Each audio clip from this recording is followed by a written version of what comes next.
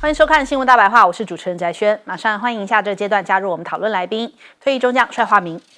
主持人好，各位观众大家好。国际事务专家赖岳谦。主持人好，各位朋友大家好。台大哲学系教授苑举正。翟轩好，各位观众朋友大家好。好，立刻来看看这个赖清德的祖国论，现在仍然后续正在延烧当中哦。那路透社讲到啦，他引述台湾官员的说法，所以是台湾这个内销转外销，告诉了路透社，他说呢，中国大陆可能会在本周以这个赖清德即将发表国庆演说为由，借机在台湾的周边发动军事演习，试图向台湾施压，要求台湾接受主权主张哦。那也是要告诉大家，这是台湾官员的讲法，然后经由外国媒体报道之后，就要变成你看标题告诉你，路透说中共要借此发动环台军演，就是这样子，转一手，这个大内宣变成大外宣，大外宣再变成大内宣的方式。那所以我们看到他说，一份台湾内部安全备忘录指出哦，中国大陆正在不断试探各国的底线，利用灰色地带的方式来观察其他国家的军事反应，这同样是台湾内部的安全备忘录这样写的。那再来，这个国安人士又讲说，解放军可能会用利剑 B 的方式哦，因为2024利剑 A 才刚结束嘛，他可能又要有利剑 B 来回应这个赖清德的国庆谈话喽。所以现在他们这个全军战略演习已经开始了，特征就是手伸很长，心抓很横。那就是我方研判，这个解放军可能相关的演习包含2024利剑 B 啊，要来回应赖清德，所以他们现在已经这个局已经布出来了，就是说，哇，这个解放军中国大陆他们已经想要冲着赖清德而来了，他们已经准备好要来军演了。明明这个相关讯息也没有，但是现在透过他们的嘴巴传到了美国，然后借由美国媒体再回来告诉全台湾，大概是这样的一个操作。那所以赖清德现在的态度在台湾本身民众又是怎么看待呢？因为最近其实我们两岸政策真是越来越强硬了。赖清德上任之后，已经多次强调，中华民国跟中华人民共和国互不隶属，拒绝接受9·2共识哦。但是这样的论述却没有办法获得全民的支持。那联合报他们有调查发现，有54%的民众认为赖清德你这种论述其实对于两岸关系的影响是弊多于利哦。只有1/2的人认为说是利多于弊。所以现在目前看起来，这个政府强硬的态度大家并不是觉得很乐见觉得这叫做挑衅，而不叫保护台湾。那另外我们看一下，美国也在第一岛链不断的动作很多，在布局现在连南韩跟菲律宾都可以扯在一块。南韩、菲律宾现在他们就说要变成战略伙伴关系了，说要同意来维护南海的航行自由。那我们都知道尹锡悦是这个亲美派嘛，他现在也管到菲律宾那边去了。10月6号开始展开对于菲律宾、新加坡、辽国这些东南亚的出访行程，第一站就是到菲律宾跟小马可仕见面，所以他们接下来就是要作为战略伙伴共同航行在南海。那还有美国、菲律宾、澳洲，然后加拿大，这个跟法国就是还有日本在吕宋岛这边也要进行相关的沿岸演习，这是日本产经新闻的报道。这一番演习呢会持续到18号，各国的军舰将会在吕宋岛北部海岸航行。那日经的报道就讲说了，因为这个是中国大陆太过分啦，你们在南海的行径惹怒了邻国跟美国所以后者已经加强这个地区的安全行动。那可是邻国到底哪些是邻国？美国是邻国吗？澳洲有很邻国吗？加拿大、法国，这算哪门子邻国反正他们就是总有这个理由啦。那再来，美菲6国现在在这个我们南方他们也是正在进行相关演习，就将近有1000名的海军士兵参加，然后说这个要来做一些反潜舰反水面的一些防空作战。美国的海军少校呢，他就提到了这场演习不是针对任何国家但是就是我们这些盟邦建立伙伴关系，能够达到嚇阻效果。这个军演目的不是为了要激怒任何人，而是要协同作战能力而设计的。日本的防卫大臣呢，也跟美国的这个印太司令对话，他们也说我们接下来美日要来合作，提升一起来指挥这样的一个指挥的这种控制系统这样制定一个框架。那再来看看这个中国大陆呢，他们的战力直逼美国的 F-35吗？根据这个报道里面讲到说，歼35哦，在中国大陆的国庆假期期间，歼35 3号原型机的高画质大图首次公开了。那根据其实中国航空工业的惯例还在研制阶段的战机通常不会随意对外公布，尤其是在首飞之前。但是歼35拥有特别的地位，因为它是首款电磁弹射型的舰载机也是海军首款隐形第5代舰载机。所以呢，刚露面的歼35其实还有另外一个画面，它已经把编号改成350003。那这个型号表示呢，正在进行军方正式的编号跟准备工作。印尼的媒体呢，这个也是来自东协的一个声音反映出来，因为石破茂最近一直在喊说亚洲版的北约，那可是呢，雅加达邮报他们就讲了。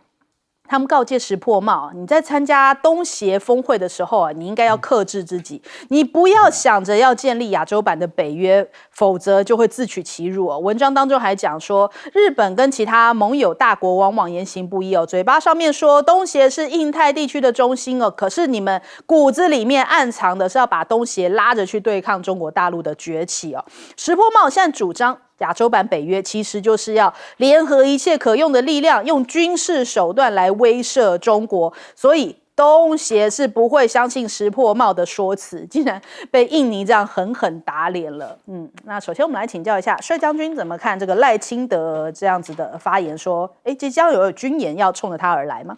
这个军演冲不冲你来，大家都心知肚明嘛。你上台就在揭示台独的一个倾向。最严重的就是说不签署任何和平谈判的协议，那这换句话说就是以战，就是备战对战。那这个问题就把台湾拉到一个极毒的一个角度，就是没有任何谈判的空间。然后这次在国庆酒会里面讲些很奇怪的话，他连中国的祖宗都已经完全否认了。我不晓得75岁以下的老百姓的祖宗是谁了。这个东西祖宗跟国家观念是两码事。国家观念是改朝换代，有没有换代成功？还没有成功，还在换的过程中。那今天老百姓为什么没有认同说这个问题呢？因为我们是切身要面对未来战争的威胁，而且切身的去思考值不值得打这场仗。第二个要思考打不打得赢这场仗，打不赢或者不值得打成战争以后的后果怎么承受？所以这2000多的是主张这个样，那其他呢？这个切身问题是不一样的。对，就跟这些国家出来军演也是问一样，我们只要问切身问题。我请问韩国干你什么事啊？韩国你能做些什么事啊？你跑到菲律宾去，那是政客的政治秀嘛？菲律宾能做什么事啊？其实中间最有实力的是日本，但是日本的内心是什么？他真正的恐惧是中俄北韩3个对他的威胁，所以他拼命要表态，是要把别人拉进来。那美国正好啊，我现在撤出第一岛链，我就希望你们这些同盟的小棋子上来。但是真的要面临的时候，日本愿不愿意干呢？这个东西政客可以蹭声量的时候做这个那个，你要韩国跑出来弄，日本石田茂讲那个话，印尼讲了老实话了，你要把我们带到哪里去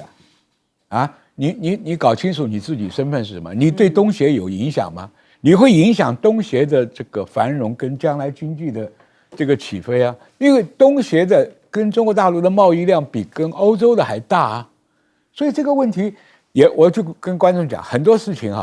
不要听人家众说纷纭，你只要显得你站在当事人的身份，你考虑自己的生死存亡，考虑到自己的经济发展。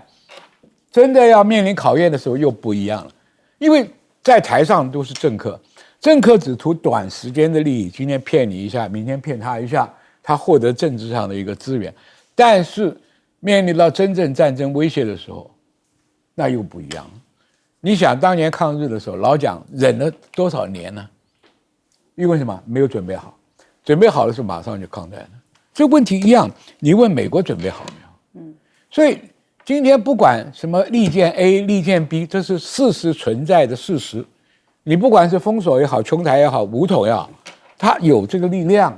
没有这个力量的话，美国为什么要撤退到第一岛链以外？为什么要拿人家的人命来填这个战场？讲老实话，真的到威胁来的时候，只剩下美国部署在所有列岛那几发飞弹以外，其他的不会介入的。所以台湾的老百姓不要一天到晚相信美国会出兵，看看乌克兰的下场就知道了。到现在轮车司机已经到了生死存亡的时候，除了军火，什么东西都没有。而军火的来，只是让你的部队死得更多，动员的炮灰更多。台湾的下场，我们不要用什么政治骗术来讲，你看事实的发展经过，看看黎巴嫩今天死伤的状况，看看美国不顾全世界联合国所有对他的这个抵制，他还是做出这个事情了。好，来请教赖老师。民进党的手法就是101招啊，就是出口再转内销啊，所以先找路透社的一个熟悉的记者，然后呢就泄露一些讯息给他说，赖清德的讲稿我们看过了啊，我们审查过了，批准了，所以他会挑衅两岸的关系，然后呢也送给美国看了，美国也鼓励他去挑衅两岸的关系，所以呢大陆一定会有强烈的反应，那大陆会有强烈的反应，所以就会有联合利剑 B 就这样出来了，好，就把出口，然后在国外登出来了，然后这个绿营的媒体就大篇幅的报道，这就出口转内销嘛，然后就开始消毒了，说你看不用担心，大陆一定会有大规模的演习啊，这个逼近台湾的各种演习，然后接着国防部可能又站出来说，我们做好掌握中，对，一切尽在掌握中，然后我们做好完全的准备啊，就是全部都演一场戏，演完了结束，就这样子啊，这个就是民进党当局把台湾人的生命财产安全当儿戏在耍啊，我觉得很可悲。但是既然很可悲，所以我相信赖清德的讲话稿也应该都送到美国去批准了。所以最后，如果他讲话中没有挑衅两岸关系，那就代表什么？美国不同意他所讲的哪一些话，删掉了。那这个国安团队他们就泄密喽。他们泄密就是说，原来赖清德是要挑衅两岸，结果美国划掉，结果赖清德就乖乖的，然后就按照美国的指示做。果然不能怀疑美国，美国真的是赖清德的爸爸啊，而不是赖清德好像一个孙子在美国哈，所以他是美国人的阿公，这样很奇怪。阿公听孙子的话，这也不太我们也觉得伦理有点错乱。不过伦理有点错乱，就符合帅将军所说的，不承认我们自己的祖宗，不承认我们是中国人。坦白说，这种人有什么价值啊？自己的祖宗祖先都不承认，这种人还像是人吗？另外，我觉得美国人可悲在哪里？美国人现在他自己清楚知道，你看兰德的每一次的兵推，他都很清楚的告诉你说，如果跟解放军在南海、在东海一战，美军全军覆没，快1个礼拜，慢2个礼拜，每一次兵推都是如此。所以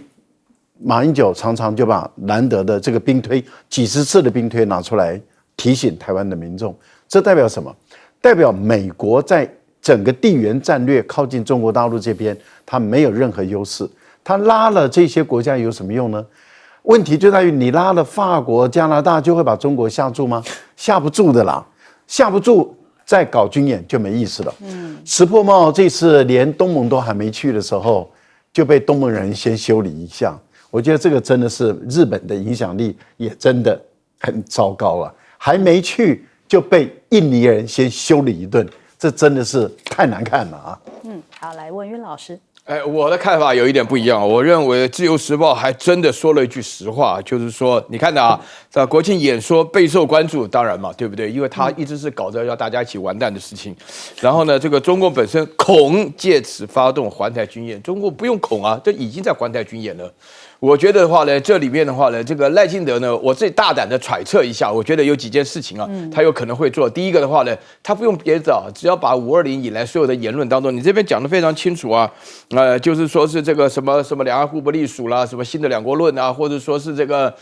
绝对不签和平协议啊，或者说是这个讲到说是这个祖国论呐这个大家都也很清楚，这是第一点的。重新重复一遍的话，就已经得罪大陆非常多了因为大陆中国人不打中国人嘛，那你就基本上不认祖不归宗的话呢，那么就面对。第二点，我觉得话呢，国庆演说我真的很害怕一件事，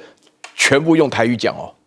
全部用台语讲的话，那非常劲爆至少我听不太懂我的这个真的是非常劲爆，因为我听到那个已经讲了好几次了这个翟轩你会觉得很高兴因为在台湾像我这样的话还有几十万人确实是有这样子的人然后第三点的话呢，他会进行的。如果说他宣布的话呢，台湾要独立的话，那真的是很麻烦。我个人觉得说赖清德这个擦枪走火、基本教育派的搞法，为什么他会这么极端呢？我这个讲起来的话就很生气了。因为什么呢？因为他实际上70%人投票，40%人投给他，4728不到30%，一个不到30%总统他自己会知道自己选票哪来的，他的选票哪来的？因为整个讲起来的话，他自己非常清楚他必须要这样子做，以巩固他的政权。那现在他缺乏信心他本身来讲的话呢，在目前发展的过程当中，每一件事情完全都不是诉求于那个新闻大白话的观众他诉求的是另外一种所以大家心里要了解，就是那个准备疾风马上就要到了这种感觉因为他自己，他看起来怎么看起来不像是一个敢打仗的人，帅家军倒是挺像的但是的话呢，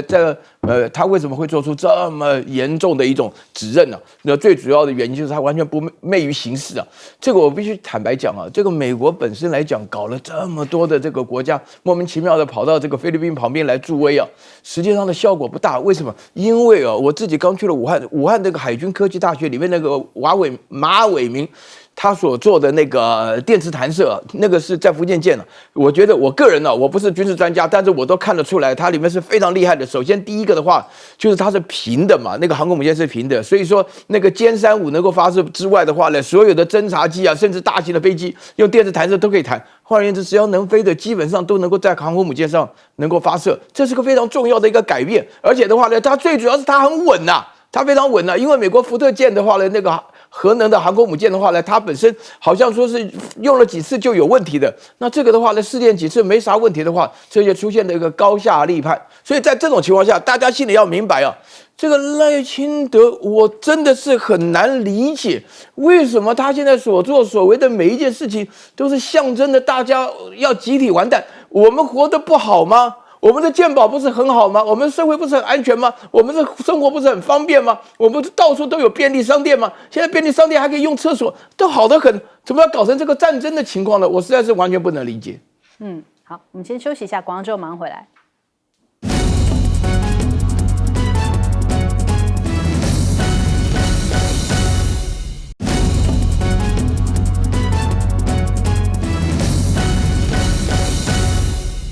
欢迎回来，新闻大白话，马上来关注一下，现在中东的战火已经呈现这个三方势力围攻以色列，算是一种反击啦。那我们看一下这个现在全球的恐袭升级美国的 FBI 也警告说，10月7号之后恐怕会有大规模的袭击出现那现在因为呢，这个外国组织 FTO 持续在号召他的一些支持者在西方发动一些这样子的恐怖袭击，所以像是这个美国境内的犹太或是穆斯林阿拉伯地区都会成为潜在的目标。那现在目前看起来，他们觉得应该这个是针对哈马斯袭击以色列1周年之后会有这个后续的动作。那我现在看起来，这个以色列是3面的回击真主党的火箭雨攻破了铁穹。那在第3大城市呢，就是我们看到6号的时候，以色列这边有收到来自真主党彻夜发动的火箭雨那现在以色列坦承防空系统没有办法拦截所有的威胁，所以落入到这个海法这些城市就第3大城，也造成了一些人员的受伤。那还有这个特拉维夫也被哈马斯以火箭袭击。哈马斯是从加沙这边过来嘛？那我们刚刚讲的是这个黎巴嫩，所以就是这已经是2路的这个袭击了。那在中部地区遭受到这个加萨地带发射的5枚火箭弹的袭击。那还有呢，我们看看也门的胡塞组织也从这个大老远的地方发射这个飞弹，还有出动无人机的攻击针对特拉维夫还有南部的港口这个埃拉特等多个目标进行了打击，3面对于以色列进行还击那现在中部的地方遭到了一些火箭攻击，以军现在要求发射地周周边的这个民众开始撤离哦。那对于中东这些国家来说，他们当然也是要让你以色列去体验一下他们现在目前被以色列空袭的一个感受。所以真的战争的确正在升温当中。那以色列的国防军还希望民众赶快撤到这个所谓的人道区哦。那当天特拉维夫和周边是相继受到了加萨走廊、也门跟黎巴嫩方向的一些火箭跟飞弹袭击，就连俄罗斯的军火之王布特据说也重出江湖，他现在正在进行的是也门跟伊朗的武器交易。这是《华尔街日报》讲的，他引述这个不具名人士啊，这个欧洲安全消息人士讲，这个火药之王、军火之王，那他其实现在正在发动一些这种武器的交易，是不是也有可能会应用在这个反击以色列的这个战场上呢？大家也在猜测。那再来，伊朗这边他们也进行了这个空袭哦。根据以方的说法，就是说我们刚刚讲的三方之外，其实还包含了伊朗方向发射过来的一些飞弹。那他说呢，这个以色列现在天网哦，真的是受到多面的夹击。那我们看看这个伊朗的总统就讲说，伊朗近日对于以色列的飞弹打击哦，其实就是要遏制以色列的政治上面的一些政权暴行哦，然后维护区域的和平。那伊朗呢，他们讲说，也反映出来以色列的防空并不是无懈可击。虽然美国苏利文他讲说，这个都已经被抵御了，没有什么样的效果，但是呢，人家讲说，伊朗如果不是选一些军事基地来打，恐怕呢，它还会造成更大的破坏，因为伊朗主要是攻击一些这个军事目标，而不是去攻击城市。如果他打的是城市，打的是市中心的话，恐怕这样子的伤亡会更加的惨重。那以色列这方面这个他们讲说，对于伊朗的反击是确保以色列未来的安全，这就是纳坦雅胡的一个看法嘛。所以他们还是持续在对于贝鲁特在进行一些袭击。那我们看这篇报道里面讲说，2名伊朗安全官员告诉路透社，贝鲁特上空上周遭到了这个空袭之后呢，一直没有办法联系上伊朗圣城部的这个指挥官卡阿尼。那现在这个卡阿尼呢，其实根据他们的讲法，还是说他是因为出席了一些其他的公务所以才没有在公开活动上面亮相。但是这样子的升温的确已经造成了油价的升级。现在看起来布兰特原油已经突破了$80，而且连伊朗自己本身都要处理这个限制加油一个人车主每天只能加2次油，最多只有50公升这样的一个限购力。那再来，美国自己现在面临到这样子，到底要不要挺以色列的状况？看到了美以的防长见面那这个美国的官员讲说，华盛顿现在的目标是要影响以色列的行动范围，而不是终止冲突。那不但是这个我们看到这个防长见面，就连他们的参谋长现在也在评估这边的安全局势，所以看起来美国还要继续挺以色列吗？可是问题是现在已经开学了，很多美国的大学已经开始再度出现了这样的抗议潮。来看看画面。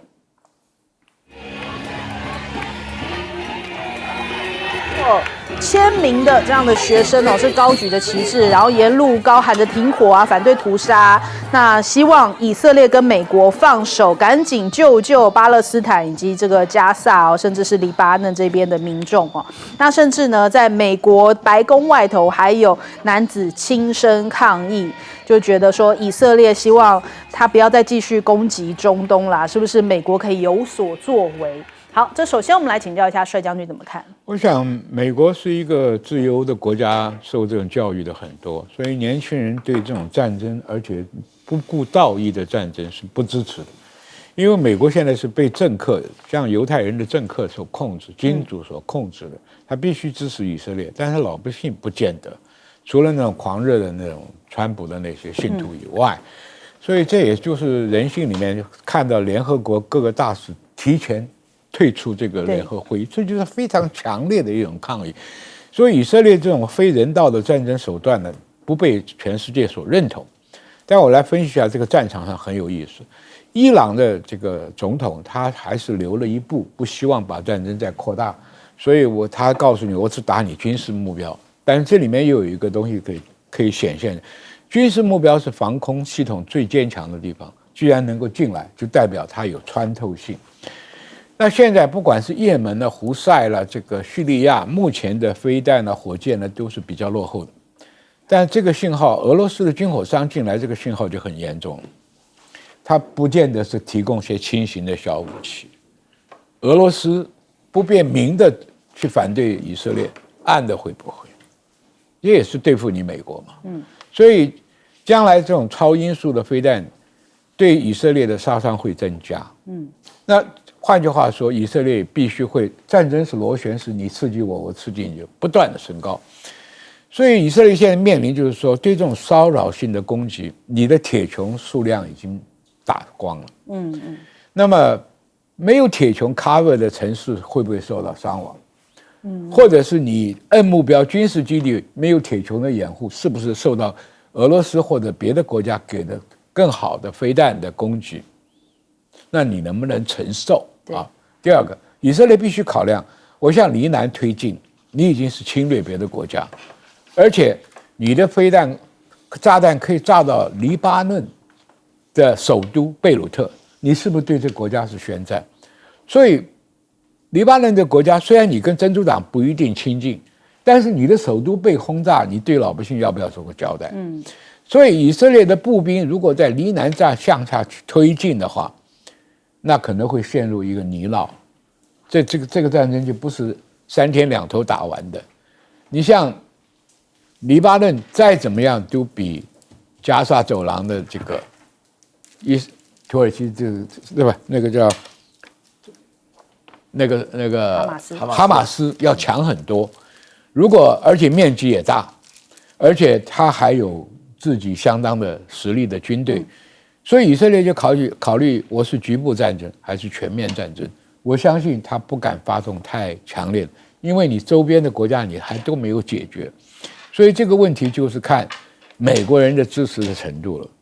那美国人现在又很暧昧的碰到两党在选举的时间，谁也拿不下拍板做决定，我支持或者不支持，支持是口头支持还是真的支持，这都会影响未来的战局。因为任何一个国家经不起1年的战争里面的弹药储存量能够满足未来战争的需要，这一点大家必须可以看得到。所以现在就放飞弹了，放火箭了，就像我们看剑仙小说一样，噼里啪啦那种热闹。但是这个战争不会有结果，短期间不会有结果。所以我们要看的实际是在总统大选完了以后，美国的态度。美国的态度如果源源不断的供军火，俄罗斯也在暗中供军火，那两边的人民的死伤会更增加。所以政客的不正当的政策会造成人民无辜的伤亡，而且没有价值的伤亡。我们军人打仗是要有价值的，我宁可死亡或者受伤，但是没有价值的战争，你问问那些越战的老兵，在越战战场上就已经产生我为何而战，为谁而战。所以这个问题不要到我们自己面临这个困境的时候，你那个时候后悔来不及了。好，请教赖老师。以色列地面部队打进加沙，然后用导弹、用空军不断的轰炸加沙1年了，哈马斯还是有能力去反击以色列。在这一次中，就证明以色列他并没有办法1年的时间，加沙就这么小的一块地方，一寸一寸的打都没有办法消灭哈马斯。那以色列如何能消灭真主党呢？更如何能消灭这个也门的胡塞组织离那么远，还有叙利亚、伊拉克的民兵组织，那更不用说伊朗了。所以我觉得以色列的目前的内塔尼亚胡他把以色列带入一个死胡同里面。他目前这个不管是真主党也好，哈马斯也好，他告诉你说，我用火箭弹，我都能够突穿你的防卫系统。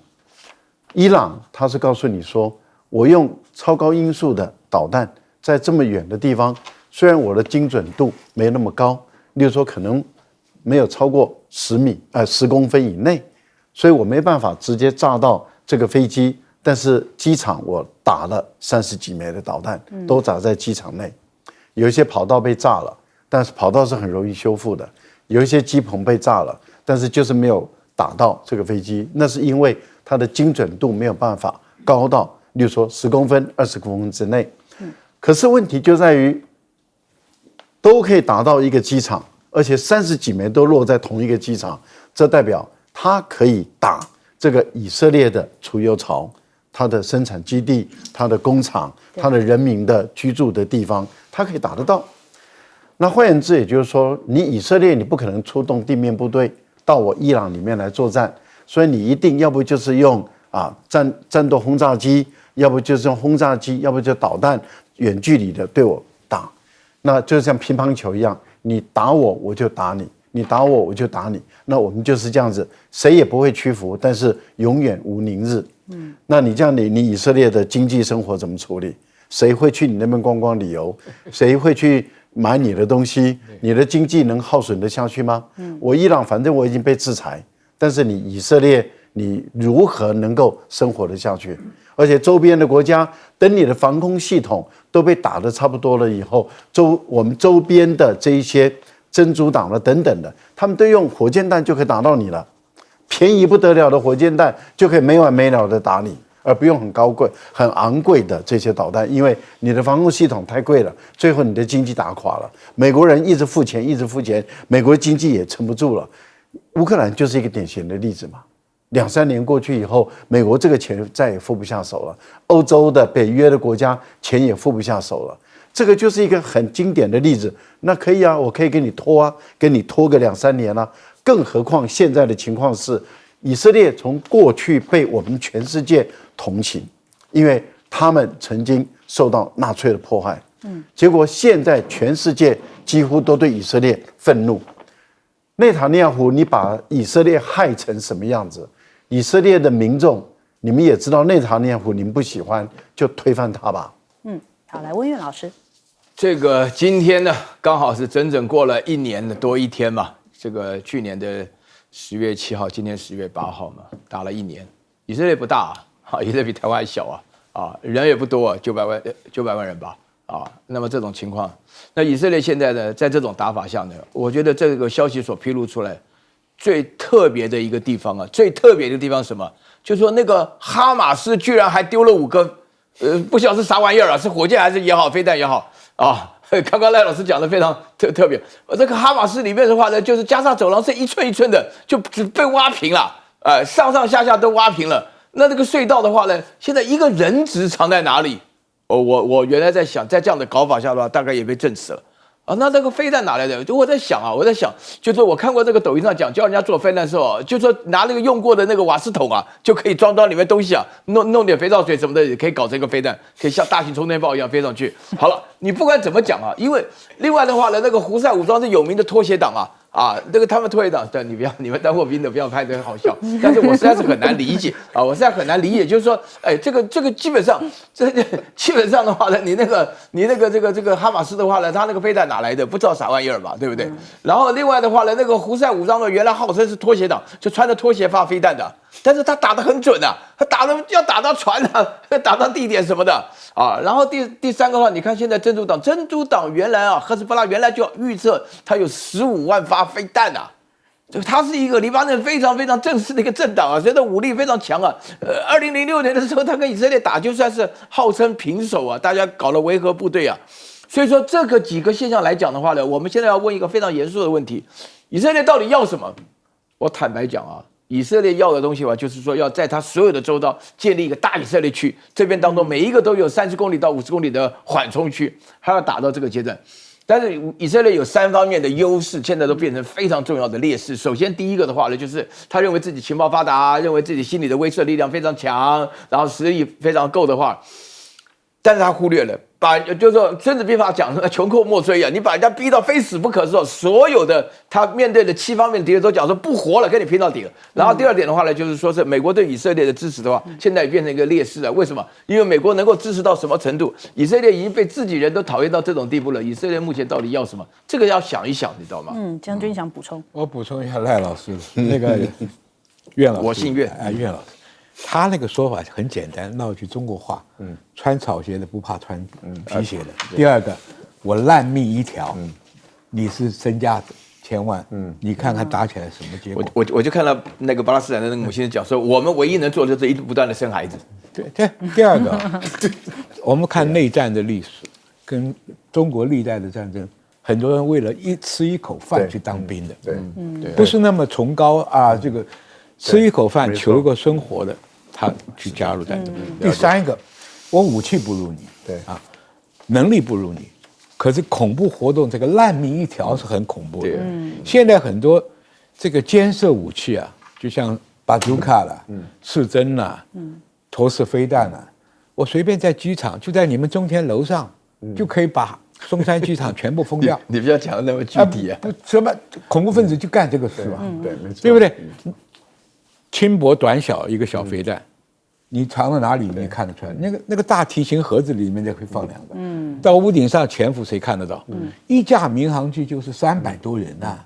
我跟你讲，美国的情报系统不如以色列，你还是会容易被恐怖分子渗透啊。所以这个战争不是一个平衡的战争。好，我们先休息一下，广告之后马上回来。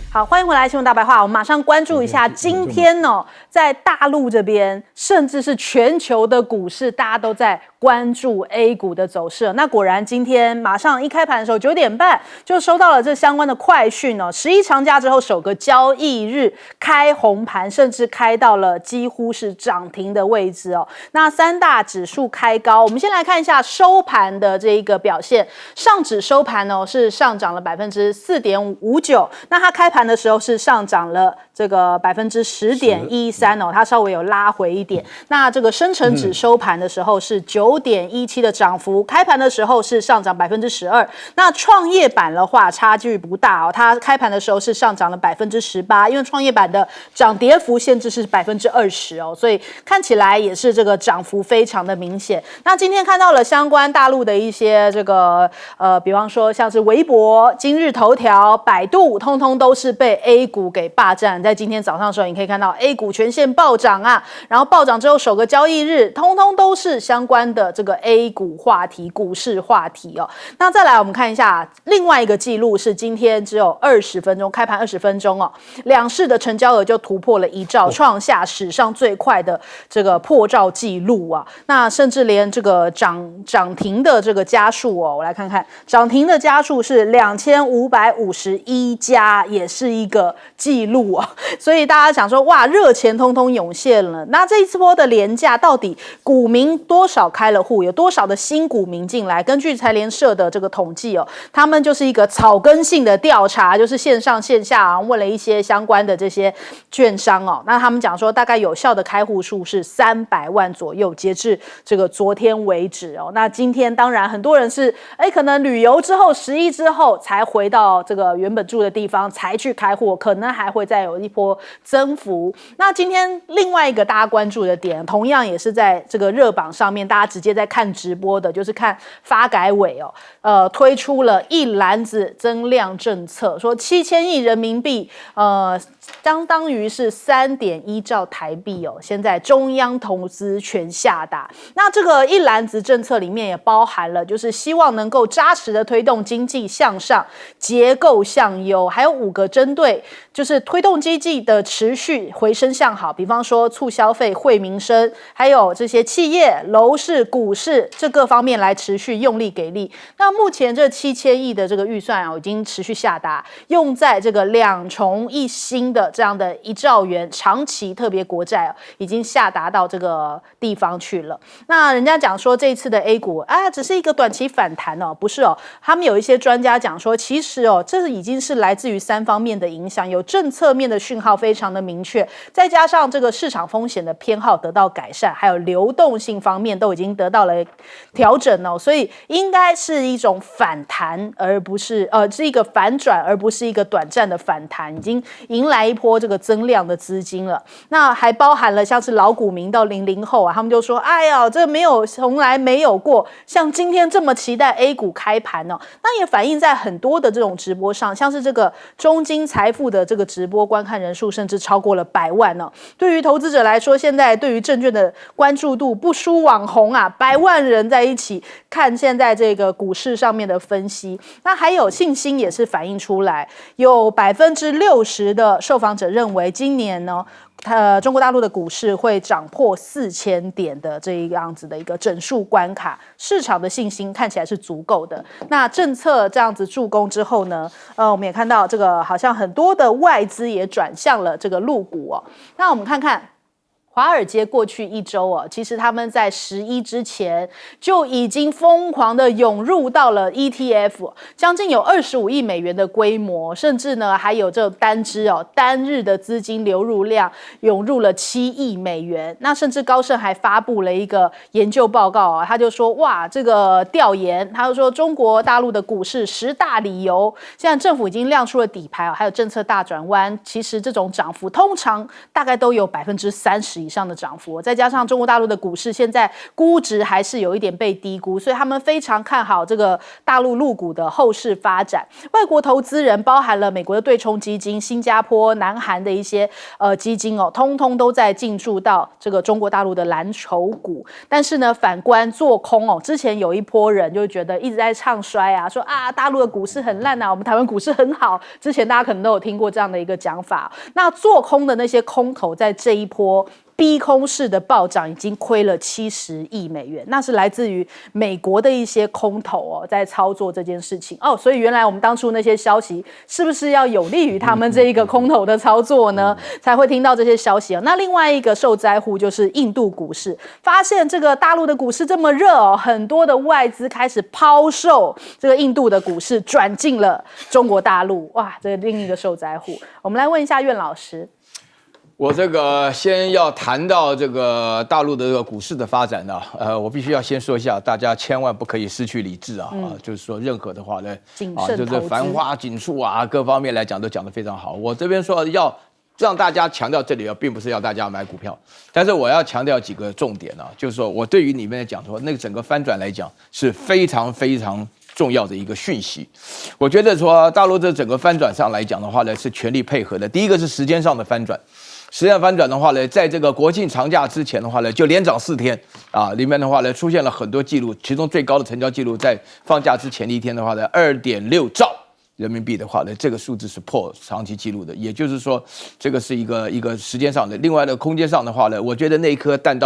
洲际弹道导弹的话呢，具有一个非常大的功能。为什么呢？因为大家要了解，洲际弹道导弹的发射出去以后呢，它在主观上来讲，在客观上来讲的话呢，都不会担心发生战争。一个不发生战争的大国，在世界到处都是战争的情况下的话呢，它其实是有很多的避险基金，再加上这场战争的话呢，是有关于美国加以色列对付所有的穆斯林的社会的话呢，所有中东的避险基金，它会往中国移动，这也是第二个非常重要的讯息。然后第三个重要的讯息的话呢，就是呢，它是在大陆的股市非常特殊啊，它要面对很多的敌人，因为我们讲的消息里面，绝大多数的消息都是外国以美国为首的西方国家对于中国唱空唱衰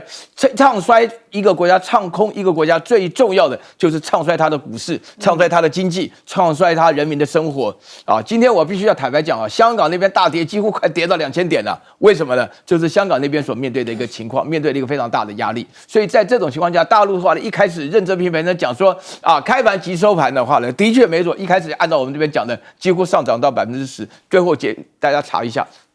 最后结束的话呢，对不对？上涨的话4.6%都不到。另外，我觉得一个非常重要的消息就是大陆提出了 swap facility 啊，就是说是这种择期交换的这种策略当中啊，是一个非常重要的一个讯息。什么讯息呢？这是它的意识形态的转变啊。它以前意识形态认为说是股票是用炒的啊，房子用炒的，这个都不对的。那现在的话呢，让你贷款就国债得到的钱可以转变成直接，而且也只能投在 A 股里头，这个使得股市不能不涨，这是最重要的原因。好，来问赖老师。放假前先点火成功了啊，所以股市涨得很凶。为什么在股市涨这么凶的时候，再继续提出一篮子的这个利多的政策？其实这个就代表说，大陆的政府在评估经济方面还是严峻啊，还是有隐忧。所以他必须要趁这股名气可用的时候，再往前推一把，再往前推上去。这个道理很明白，也就是目前国际不太平，欧洲的局势不稳定。目前我们看到美国的经济没有复苏，美国的联准会的降息可能又要停止了啊，现在看起来是又要停止了。然后中东地区的战火正在蔓延，油价也破了80块啊1桶美元。如果整个中东地区继续蔓延上来的话，油价破100块美元，很多人已经在上看100了。这样的整个世界的通货膨胀又上来，欧洲、美国通货膨胀再上来，消费力不大。所以大陆的这一篮子政策中，你看它并没有谈到有关于出口的问题，它谈到的是要再继续做大这个内需，要再继续做大内需。换言之，也就是对于主客观的内外环境的评估中，外环境还是不利的情况，日本不利，韩国不利，这几个大的经济体都不利，美国不利，欧洲不利。那这样的情形，只单靠中国大陆，那撑不起这整个世界。所以目前来说，还是以内需为要。以内需为要怎么做？把量化再宽松了。所以把量化再宽松，也就是说，钱再多挤出来，然后再让内部里面活跃起来。我觉得大陆政府是谨慎的，一步一步在推，然后股民是贪婪跟恐惧交织在进行。